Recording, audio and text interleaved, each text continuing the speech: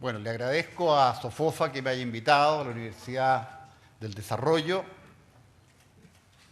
Yo voy a hablar sobre el momento social y político. Me uno también al homenaje al ex rector Ernesto Silva, que debería estar con nosotros hoy día. Bien, ¿qué puedo decirles sobre el momento social y político desde lo que yo hago, que es muy distinto que lo que hace de Gregorio, ¿no es cierto?, que es el estudio de la opinión pública. Este sábado, el que acaba de pasar, 15 de octubre, miles de manifestantes salieron a las calles en 900 ciudades del mundo. En América, ustedes ven ahí en el gráfico, en muchas ciudades, desde Toronto, Buenos Aires, Santiago, fue una de las más grandes. Santiago se estima en 10.000 manifestantes, según este informe de Reuters. En Europa, ven ustedes, en Madrid 500.000 personas, en Roma 100.000 personas, en Sydney, en Auckland, en Sudáfrica, en fin, realmente en todo el mundo hubo manifestaciones que tienen mucho en común, tuvieron mucho en común entre ellas. No hay recuerdos de manifestaciones sociales coordinadas a esta escala desde la década de los 60, desde el fin de los 60, el 68, en Chile, en París, en muchas partes del mundo. No hay recuerdos de una efervescencia similar a la que estamos viviendo por estos días. Hasta en Wall Street, como todos sabemos, hay indignants, como ellos han acuñado el término, no sé si está en el inglés, lo ponen entre comillas, hay indignants protestando contra el sistema capitalista. Y tengo la impresión que los indignados de este mundo, que son muchos, que están ahí en todas partes, parecen representar un estado de ánimo bastante extendido.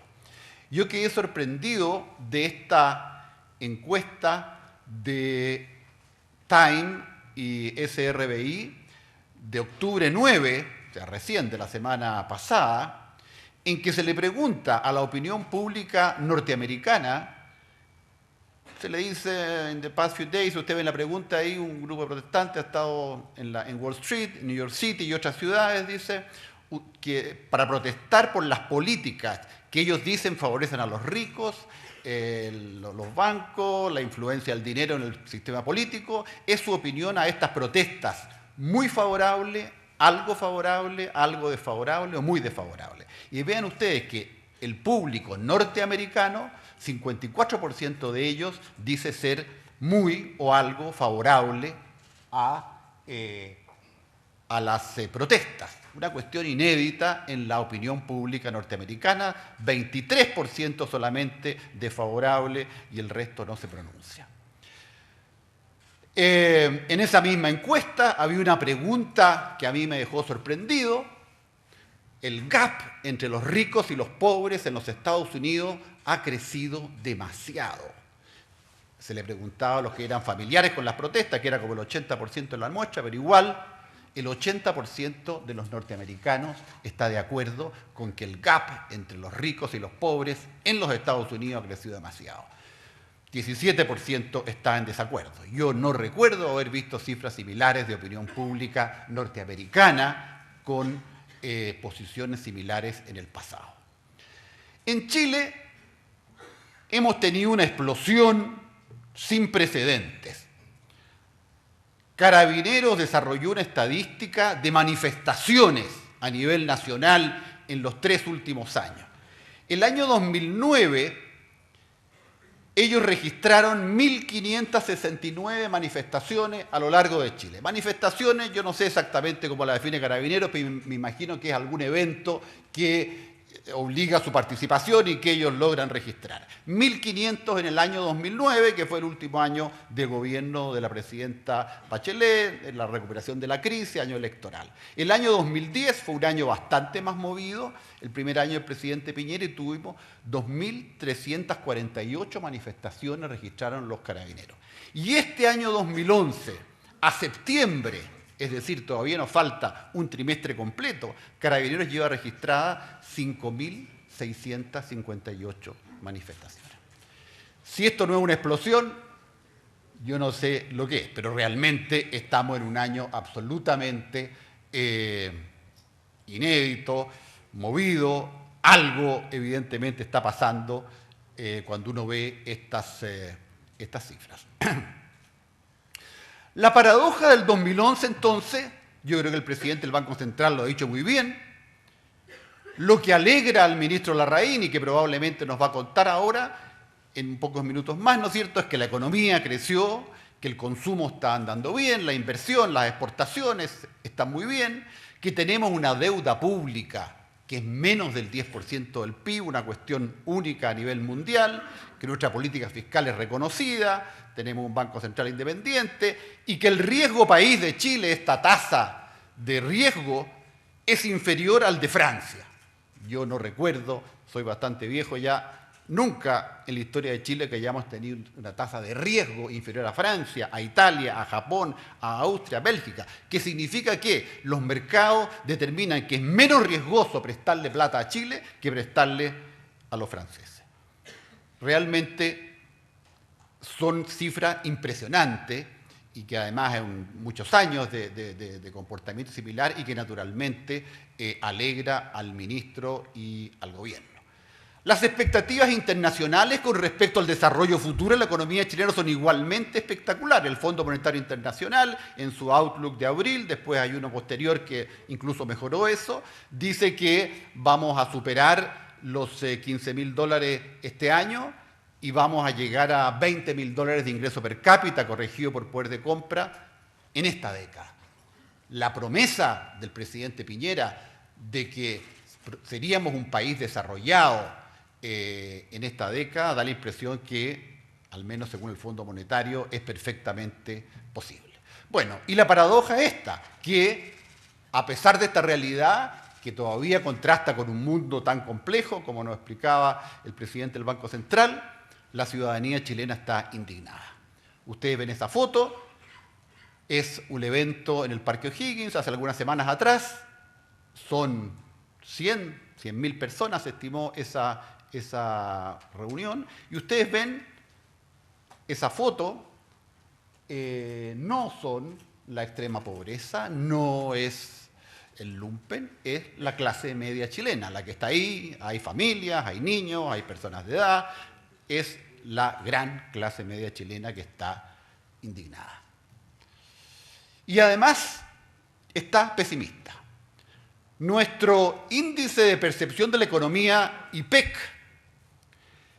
que mide las expectativas de los chilenos con respecto a la economía, se ha ubicado desde comienzos de este año por debajo de los 50 puntos, que marca la línea de relativo pesimismo. Ahí ven ustedes la caída del terremoto a comienzos del 2010. Hay que decir que a pesar de eso, si uno va hasta el mediados del 2008, vemos que las expectativas económicas hoy día, siendo pesimistas, son mucho menos pesimistas de lo que estuvieron en la crisis 2008.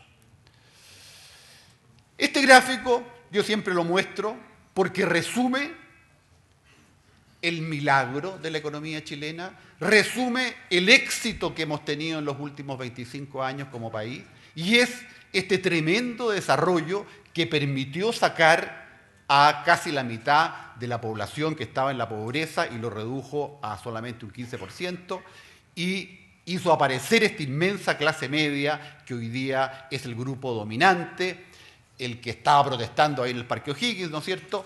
Ese es el milagro de lo que ocurrió en Chile y probablemente las explicaciones para los problemas que hoy día estamos viviendo en las expectativas de las personas, en la educación, vienen justamente de esta transformación.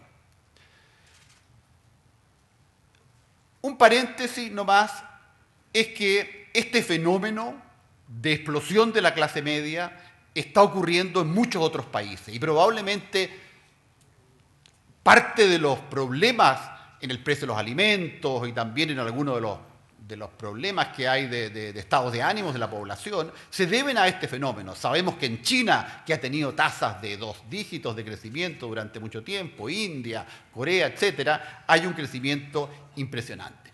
Hay una estimación de Goldman Sachs que coincide con otras que dice que el año 2005 la clase media china era 40 millones, 50 millones.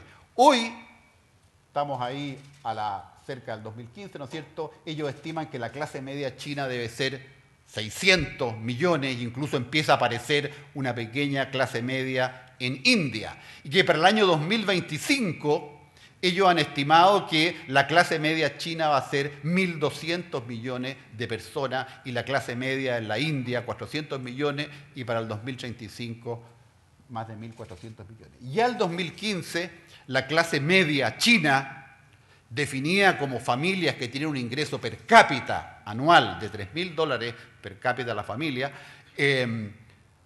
ya el año 2015 va a ser más grande que la clase media de los Estados Unidos.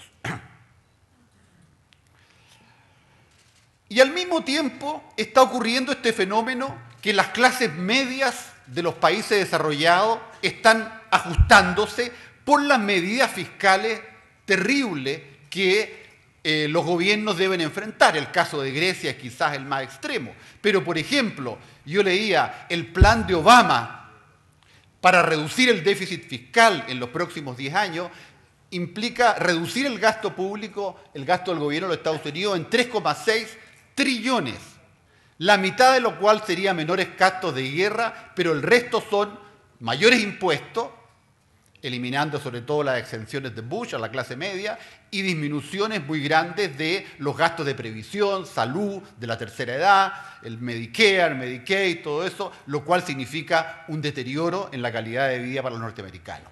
El ajuste que los países europeos le están pidiendo a Grecia, que tiene una deuda pública del 160% del PIB, son rebajas terribles. 30% de los empleados públicos deben salir y el resto rebajas de sueldo muy importantes. En España sabemos las protestas por los recortes que le llaman ellos, ¿no es cierto?, que son menores beneficios en definitiva para los españoles en educación, en salud, etc. En el último censo de los Estados Unidos que se hizo el 2010, una de las cifras más chocantes fue el impactante aumento que tuvo el número de pobres, que tradicionalmente era 30, 35 millones de pobres. En el último censo salió que están sobre 46 millones de pobres. ¿Qué significa eso? Una clase media, ¿no es cierto?, americana, que ve reducir su capacidad de compra, una parte de ella en el margen cayendo a la pobreza, y explica en parte esos datos de encuesta que veíamos al comienzo de una población americana simpatizando con estas protestas que están ocurriendo. Moisés Naim, un analista latinoamericano que vive en Washington, venezolano y que va a estar este año presente aquí en ENADE, ha escrito un trabajo muy interesante de Clash of the Middle Classes, y él dice que la principal causa de conflicto en los próximos años en el mundo, incluso de guerras, no va a ser tanto el choque de las civilizaciones, como se dijo hace unas décadas atrás, sino que la tensión generada por las expectativas de las clases medias que están declinando en los países ricos y que van a seguir declinando en la medida que esos países hagan su tarea de ajustar gasto, que significa en definitiva menores beneficios, y estas clases medias emergentes en países como Chile, China, India, etc. Es un punto de vista muy interesante que yo creo que tiene bastante base, o por lo menos por esta época están teniendo bastante razón. La explosión que ocurrió en Chile este año fue bastante repentina, bastante inesperada. Y yo me hago la pregunta, me la he hecho en otros foros, ¿existieron señales para la explosión social de mayo? ¿Podríamos haber previsto esto? Y la respuesta que yo doy a eso es que sí podríamos haberlo previsto y no lo previmos adecuadamente. Primera señal de que algo estaba funcionando mal. Fue una brecha creciente en la percepción de la economía de los grupos medios y pobres con respecto a los grupos más ricos, que venía desde fines del 2009. Desde la crisis del 2008 en adelante se empieza a producir un gap, que se lo voy a mostrar aquí, que ha ido creciendo en el tiempo. Este índice de percepción de la economía lo hemos calculado nosotros en los últimos 30 años. Y en general lo que hemos visto es que los grupos socioeconómicos altos, más beneficiados, ABC1, la línea azul ahí arriba, siempre se mueve por encima de los grupos más bajos, pero siempre paralelo y más o menos a la misma distancia. Es decir, los pobres son más pesimistas que los más ricos, digamos, pero cuando mejoran las cosas, mejoran para los dos, cuando bajan, bajan para los dos. El año 2008, ustedes ven que la diferencia entre ABC1 y DE es clase media-baja, ¿no es cierto?, era 9,8 puntos. El año 2009, este gap creció a 12,5 puntos. El año 2010 creció a 19 puntos. Y el año 2011 llevamos un gap de 22 puntos. ¿Y qué es lo que es este gap? Este gap es un predictor de tensión social. Lo que nos está diciendo, cuando este gap empieza a crecer, es que los ricos empiezan a estar más optimistas y los más pobres más pesimistas. Se empieza a aumentar el gap de la visión de la economía. Y eso vino ocurriendo y ocurrió muy fuertemente en estos 2 últimos años, a pesar de que empieza ya en 2009. Esa fue una primera señal que nosotros la vimos, yo la vi en Adimark y no supe interpretarla por qué estaba ocurriendo. Una segunda señal previa que tampoco supimos interpretar es la siguiente. El estudio bicentenario Universidad Católica de Adimark nos mostró que la percepción de conflictividad en la sociedad chilena se estaba disparando desde el 2010. Nos aparecieron las señales, o sea, por lo menos un año antes. Fíjense el conflicto mapuche-Estado chileno. La proporción que responde que hay un gran conflicto, el 2006 era 44%, el 2010 saltó a 72%, en la encuesta del 2011 saltó a 78%. Entre gobierno y oposición, 2006, era el primer año de gobierno de la presidenta Bachelet, 52% un gran conflicto. El año 2010 había saltado a 68%. Este año saltó a 77%. Entre trabajadores y empresarios, menos de la mitad de la población pensaba el año 2006 que había un gran conflicto. El año 2010, casi 60% opina que hay un gran conflicto entre trabajadores y empresarios. Este año saltó a 63%. Díganme ustedes si no eran señales de que algo estaba pasando en la percepción de la economía, en esta percepción de conflicto, y no supimos interpretarlo. Bueno, hacia mediados de mayo, todos sabemos lo que pasó, todo el mundo salió a la calle a protestar contra Patagonia, sin represas, los estudiantes de todo tipo, ¿no es cierto?, los trabajadores, la CUT, hasta los gays, ¿no es cierto?, todos salieron como una especie de coordinación, pero en definitiva todo este movimiento se fue centrando realmente en el movimiento estudiantil y los otros movimientos como que pasaron un poco a segundo plano. Hoy, déjenme decirle, la opinión pública chilena está en shock. Nosotros hicimos esta pregunta en julio, que me pareció, cuyo resultado fue para mí inesperado. ¿Qué tan involucrado estará la población chilena de todo el país en estos temas? Y le dimos 4 alternativas. Respecto al clima social que vive el país, ¿con cuál de estas frases está usted más de acuerdo? No existe violencia en el país, no hay que darle importancia a hechos aislados. B, existe violencia en el país, pero proviene de pequeños grupos sin importancia. C, existe violencia en el país y hay que darle importancia sin exagerar. O D, existe violencia en el país y hay que darle mucha importancia porque amenaza con destruir el orden institucional.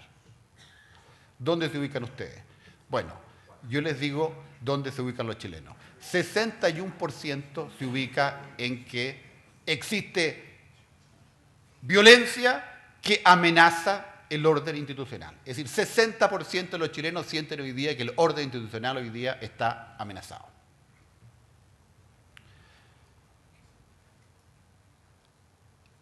Quiero compartir con ustedes lo que yo creo son 3 efectos muy claros que ha tenido el movimiento estudiantil. Yo no sé qué efecto tendrá al final sobre lo que los estudiantes están pidiendo, pero ya ha tenido 3 efectos muy claros, muy importantes, y se los voy a detallar y comprobar en la medida de lo posible. El primero es que el movimiento estudiantil pulverizó la aprobación del gobierno y del presidente.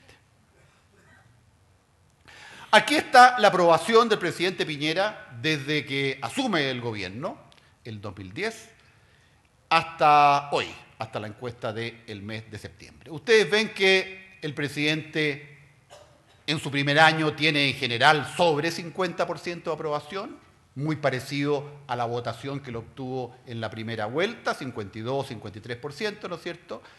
Llega a un pic en octubre del año pasado, su momento cúlmine, que fueron los mineros, octubre, en que llega un 63%, y de ahí ha venido un deterioro permanente, pero toda la primera parte de este año, hasta mayo, y esto es bien importante que veamos el gráfico, hasta mayo, el presidente tiene sobre 40%. La votación histórica de la derecha en Chile es del orden del 40, 41, 42%, es lo que ha sacado en las elecciones de diputados, en las últimas elecciones presidenciales, y yo entiendo que ese debería ser una aprobación normal para el gobierno de Piñera.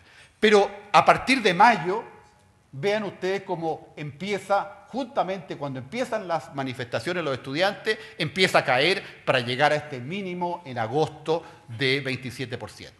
La pequeña vuelta del mes de septiembre de 3 puntos, yo la asocio fundamentalmente al clima que se produjo a comienzos de septiembre por el accidente aéreo de Juan Fernández. Pero, en definitiva, el deterioro más fuerte del gobierno se produce a partir de la manifestación de los estudiantes. Ya venían, hay otras causas, ¿no es cierto? Podemos hablar de Bielsa, podemos hablar de los helicópteros, en fin, hay muchas causas que hubo antes, a finales de año pasado sobre todo, pero yo creo que el tema de los estudiantes es lo que termina de despedazar la aprobación del presidente en este año. El rechazo habla por sí solo. Ahí tengo la comparación mes a mes de todo el gobierno, la aprobación de la presidenta Bachelet y la aprobación que tiene el presidente Piñera hasta hoy. Lo que sorprende de este gráfico es, uno, que si uno toma los 18 meses de Piñera y los trasladamos a los primeros 18 meses de la presidenta Bachelet, no son tan distintos. De hecho, si ustedes miran ahí, a estas alturas, septiembre de su segundo año, la presidenta Bachelet tenía 35% de aprobación. El presidente Piñera tiene 30%. Y miren cómo terminó Bachelet. Eso le digo yo al presidente para subirle el ánimo.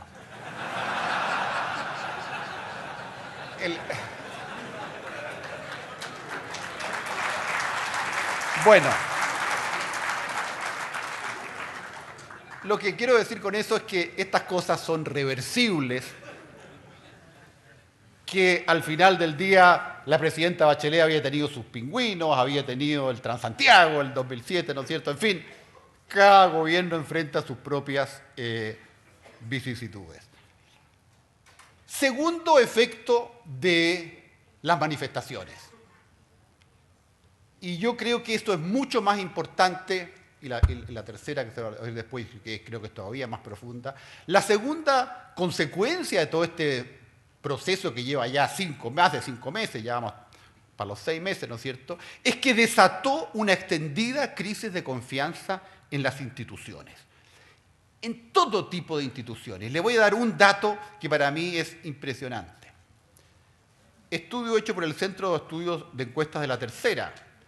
¿Le cree usted a las autoridades económicas sobre la marcha de la economía chilena? Lo siento, presidente. 2 de cada 3 no le creen. 1 de cada 3 cree a las autoridades. Es decir, no creen que la inflación está haciendo 3, no creen que la economía está creciendo al 8 en el primer trimestre, no creen que el desempleo está en las cifras que está, ¿no es cierto? No creen. Y créanme, yo no recuerdo que las cifras económicas haya sido cuestión de credibilidad. Yo empecé a seguir esta cosa a ver cómo evoluciona, pero realmente no me recuerdo otro momento de nuestra realidad en que las cifras económicas han sido malas, han sido buenas, en fin, pero siempre han sido creíbles. Hoy día la autoridad económica enfrenta una situación en que las cifras no se creen. La confianza en todo tipo de instituciones en su mínimo histórico. Aquí, para tomar un dato más reciente, tomé el estudio recién publicado de la Universidad Diego Portales, que muestra cómo algunas instituciones, tomé unas, por ejemplo, la Iglesia Católica, bueno, cae de 42 a 24, tiene sus propios problemas, la Iglesia los ha tenido, ¿no es cierto? El gobierno, vean ustedes, esto es entre 2010, la cifra azul, y 2011, de septiembre a septiembre. El gobierno, los tribunales de justicia, las grandes empresas de 28 a 17.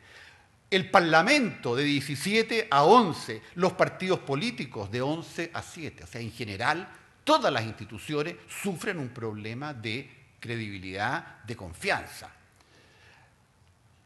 Este cuadro es para llorar a grito. ¿Aprueba o desaprueba al gobierno? Miren la zona roja, 62% desaprueba. Al Senado, 61% desaprueba. La Cámara de Diputados, 64% desaprueba. Esto era en septiembre de este año, el mes pasado. Coalición por el Cambio, coalición de gobierno, 60% desaprueba. Concertación, 71% desaprueba.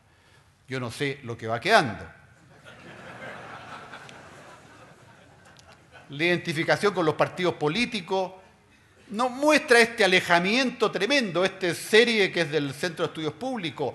En el año 90, aquí a la izquierda, la línea roja, 20% no se identificaba con ningún partido político. Hoy, último estudio del CEP, 60% no se identifica con ningún partido político. Y dentro de este problema de credibilidad, el presidente ha perdido credibilidad. Presidente de la República, 60%, mucho mayor que su aprobación, ¿no es cierto?, al comienzo, sus niveles de credibilidad, y ha venido disminuyendo a un mínimo en agosto de 29, mejoró un poco en septiembre por las razones que ya le he dicho, pero realmente es un problema muy, muy serio. Y el tercer efecto de los estudiantes, yo lo asocio a eso, es que, les voy a mostrar antecedentes, por primera vez en 30 años que yo estaba haciendo preguntas de este tipo, veo que la confianza en el modelo económico, que tantos éxitos nos ha traído, tanto desarrollo ha traído para el país, en la opinión pública se está debilitando. Y probablemente sea este el efecto más grave, más importante de lo que está ocurriendo en este momento en Chile que los dos anteriores. ¿Cuál es la evidencia? La demanda estudiantil por educación superior accesible y de calidad derivó en un cuestionamiento al modelo de economía libre. Está derivando claramente en el discurso de los dirigentes, esto se está notando y eso evidentemente los políticos lo toman muy rápidamente. Chile es una de las economías más libres del mundo. Este gráfico del Fraser Institute, su informe del 2010, muestra que en esta escala de 1 hasta 10, en que 10 es lo más libre y 1 sería lo extremo de un país de estatista, ¿no es cierto? Chile tiene un indicador de 8,08, solo superado en libertad económica por Hong Kong, Singapur, Nueva Zelanda, Suiza. Chile sería la quinta economía. Y si pensamos que Hong Kong es una ciudad y no un país, y además es parte de China comunista, y que Singapur es un estado, ciudad, ¿no es cierto? En fin, yo creo que en definitiva quedaría Nueva Zelanda, Suiza, realmente como países, más liberales que Chile. Chile es más libre que los Estados Unidos, que Canadá, que Australia, en fin, ahí está la lista. Venezuela está en esta lista parcial que tiene un nivel de 4. Y uno ve el mapa de Fraser en que ellos pintan de azul la libertad económica y de los colores cálidos, amarillo, rojo, ¿no es cierto?, la falta de libertad económica, unfree. Vemos que en América Latina la única zona más azul es Chile, Perú está en la zona media, verde, ¿no es cierto?, México, solamente está en azul Estados Unidos, Canadá, algunos países del norte de Europa, en África todo es amarillo, rojo, ¿no es cierto?, y al final Australia, Nueva Zelanda también. O sea, Chile además es una economía, es una isla, el color así lo demuestra, por eso me gusta este mapa, en el mundo. ¿Cuándo ocurrió esto?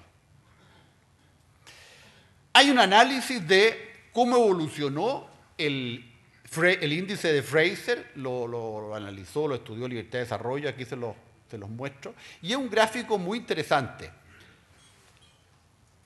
El año 60, aquí están los últimos 50 años, el año 60 hasta el 2010.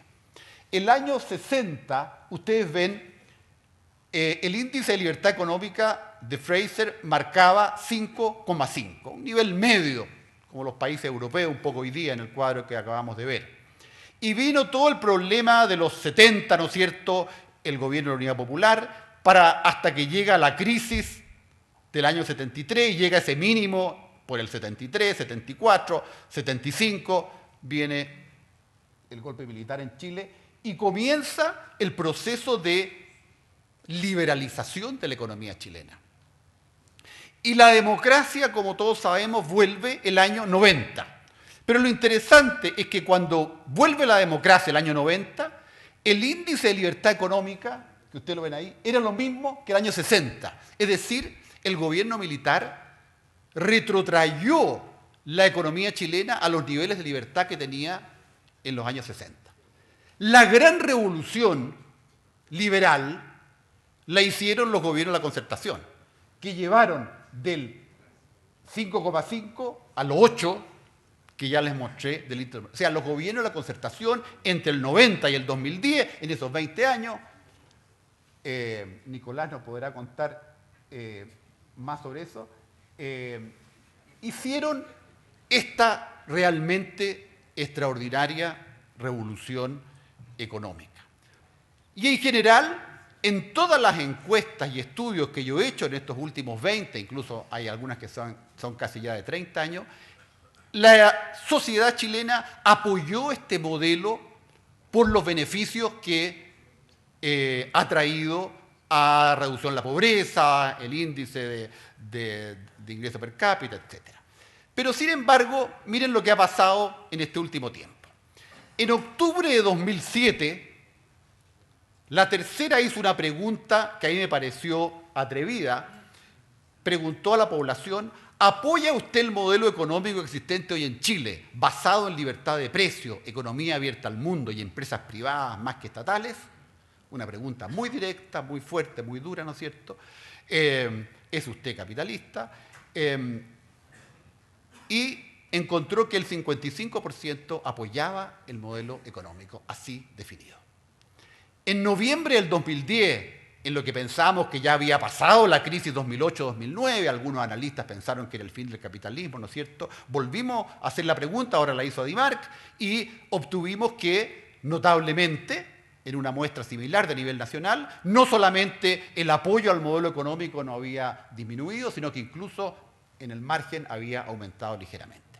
Pero este año decidí, en mal momento a lo mejor, volver a hacer la pregunta y ver si eventualmente en este año, porque la otra era de noviembre, o sea, no hace ni siquiera un año que la habíamos hecho, se había producido un cambio. Y miren lo que se produjo. El apoyo al modelo así definido cayó desde noviembre hasta septiembre de 57 a 38. Les pido que no me citen. Y el rechazo al modelo saltó de 43 a 62, 20 puntos en este año, básicamente. Quedé tan asustado y pensé que podría haber sido un problema estadístico o que a lo mejor era una cuestión puntual, que en el mes de octubre dije yo voy a repetir la pregunta de nuevo. Y la repetí, en mala hora. Prácticamente el mismo resultado de septiembre. 39, 60, 61% de rechazo. Bueno, aquí ha habido un cambio. Yo no sé si esto es permanente o no. Yo voy a seguir monitoreando esta serie y si me invitan en Sofofa les puedo contar lo que está pasando. ¿Qué está pasando? ¿Por qué este malestar con el modelo, con el sistema? ¿Por qué? Yo tengo una idea, la he conversado con el presidente del Banco Central, de que esto se relaciona con el tipo de inflación en curso, que tiene algo que ver el tipo de inflación que estamos teniendo. Se relaciona también con el alto costo de la educación superior. El alza de los aranceles en las últimas décadas finalmente afecta a esta clase media y le frustra sus expectativas de desarrollo, junto a lo mejor con una calidad que a lo mejor no es la apropiada. Los abusos de algunas empresas, yo creo temas como la Polar, ¿no es cierto?, que 1 millón de consumidores fueron abusados o repactados literalmente. Creo que todo eso ha contribuido también en este año a este hecho. Y la crisis del ingreso medio. No me voy a referir a los 2 últimos puntos porque sería muy largo, pero sí 2 tipos a la cosa de la inflación.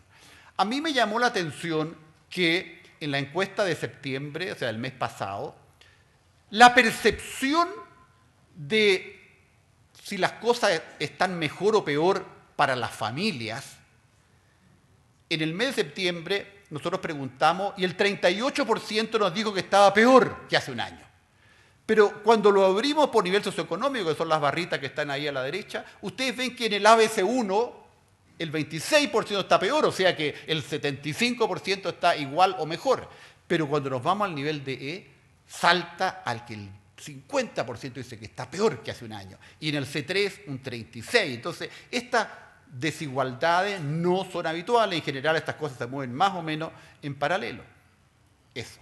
Y segundo, las expectativas de inflación también, que en el caso de estas no son las expectativas que nos citó el presidente, sino que son las de la población común. ¿Cuánto cree que subirán los precios de las cosas entre los próximos 12 meses? Lo que nosotros graficamos es mucho, el 50% de la población dice mucho, pero cuando le preguntamos al ABC1, el ABC1 tiene distintas expectativas de inflación que los DE, en que el 60%, 57% dice que van a subir mucho. También es raro, ¿por qué el grupo más bajo, las clases medias bajas, tienen expectativas de inflación tanto más altas que las clases más altas?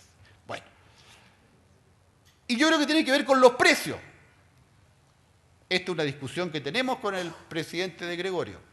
Yo fui al INE del mes de septiembre, que es la última dato de inflación publicado, y vi los precios de los últimos 12 meses de una lista de productos que están ahí. Parafina, 29% en 12 meses, las paltas, 29%, petróleo diésel, 25%, cigarrillo, 20%, gasolina, 20%, manzanas, 17%, papas, 17%, pera, pescado, azúcar, detergente, limón, queso, leche líquida, 10%. Esto es lo que ve la dueña de casa a fin de mes, ¿no es cierto? La parafina, el combustible para su auto, el azúcar, la verdura. Y el presidente del Banco Central dice que la inflación es 3%. Un momentito. Entonces uno dice, a ver, algo no me cuadra. Para que sea 3, algo tiene que haber bajado.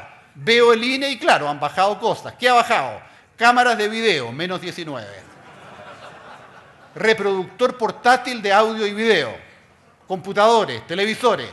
Cámara fotográfica, menos 30. Equipo de telefonía móvil, menos 35. Claro, pero como la dueña de casa no sale a fin de mes a comprar equipos portátiles de audio y video, sino que va a comprar azúcar y papas, bueno, es lógico que no crea. La educación también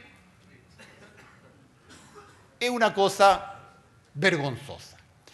El arancel promedio de la Pontificia Universidad Católica y la Universidad de Chile entre el 90 y el 2011, en 20 años, para estudiar periodismo, por ejemplo, que hay 30 escuelas de periodismo en el país, ha subido 156% real sobre UF. Si ustedes quieren estudiar psicología o su hijo, 132% real. En fin, unos aumentos realmente increíbles que yo creo que explican en gran medida por qué los estudiantes están en la calle, alegan contra el lucro, porque evidentemente son cifras, nada o muy pocas cosas han subido estos niveles como han subido los aranceles de la universidad. Y son los aranceles de las universidades sin fines de lucro, la Católica y la Chile.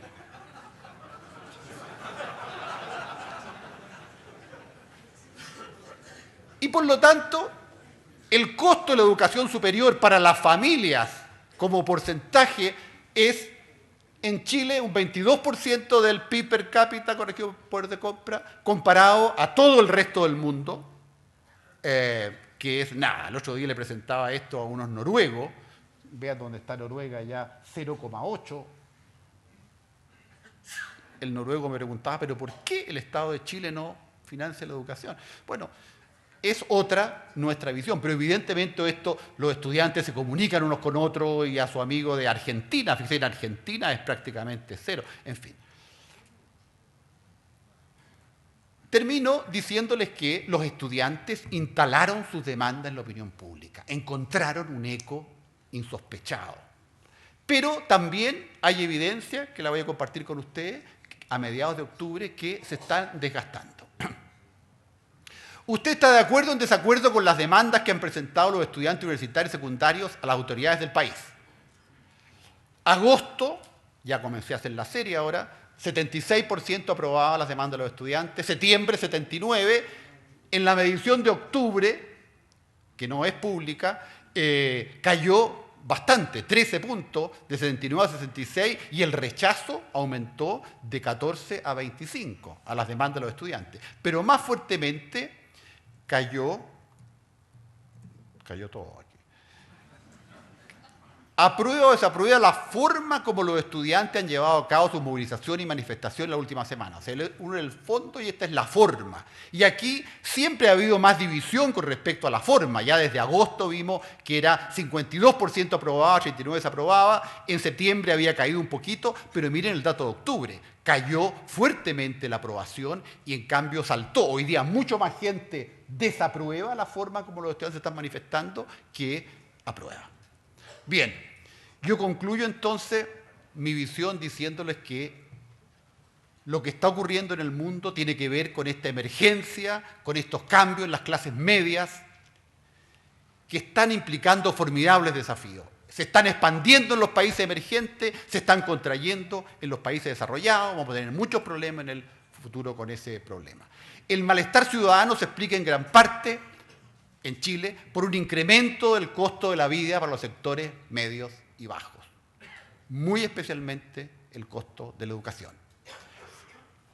Por primera vez en 30 años, y quizás esto es lo más central que yo quería decirles hoy día, yo veo que la confianza en el modelo económico se está deteriorando, y se está deteriorando en forma importante.